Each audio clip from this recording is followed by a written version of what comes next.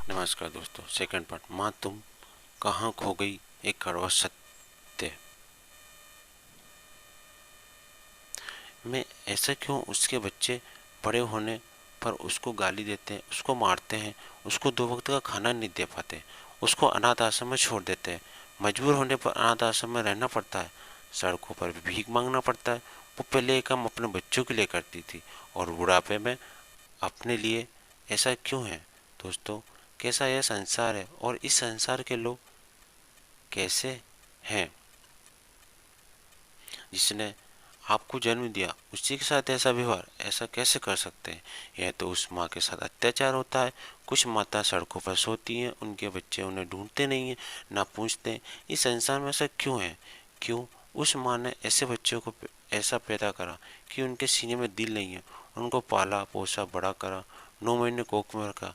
बस बच्चों का यही फर्ज होता है कि बूढ़े हो जाएं तो उन्हें दर दर की ठोकरें खाने पर मजबूर कर देना चाहिए। यह सुनकर बहुत बुरा लगता है, दुख होता है, रोना आता है, तकलीफ होती है। क्या ऐसा क्यों है? इस संसार में लोग इतने बुरे कैसे हो सकते हैं? उनको अपनी माँ की याद नहीं आती?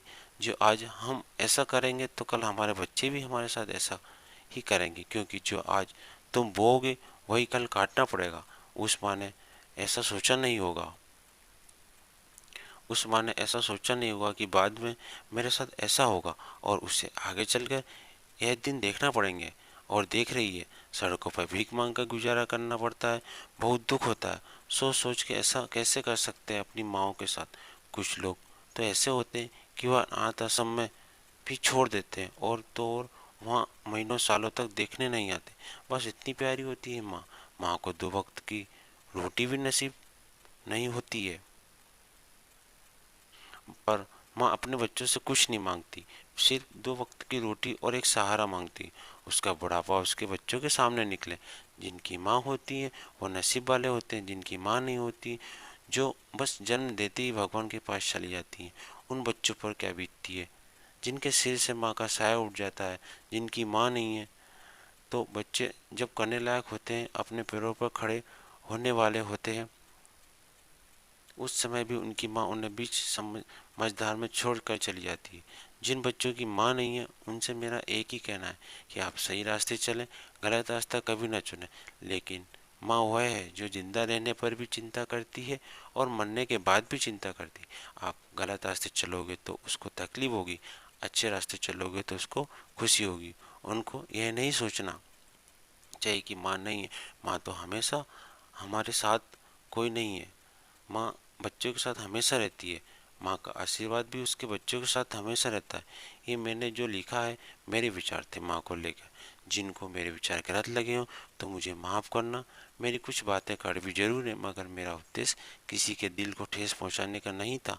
जो मैंने देखा है और जो मैं देखता हूँ,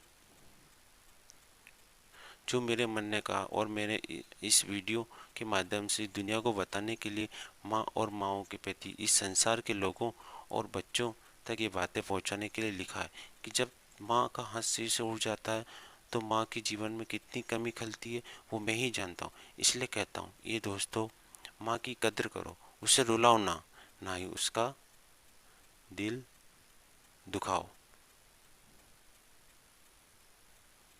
आपको मेरे विचार कैसे लगे? ये मेरे दिल से निकले स्वयं के विचार हैं। आप अपने विचार मेरे कमेंट्स बॉक्स में लिखकर भेज सकते हैं और अपनी अपनी माताओं का ख्याल रखें। मुझे मौका मिला नहीं, आपको मौका मिला है तो कम से कम आप तो सहारा बने और उनको दर दर की ठोकरें खाने पर मजबूर ना करें। उन्हें अपने पास रखें, सेवा करें।